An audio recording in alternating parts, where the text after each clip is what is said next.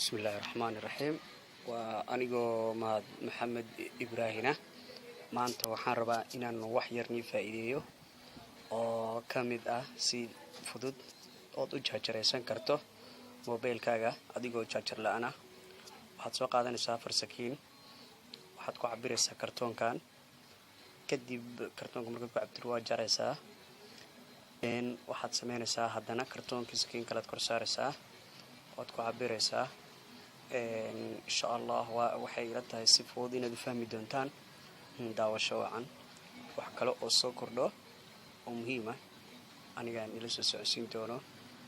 laga faa'iideysto farsamadan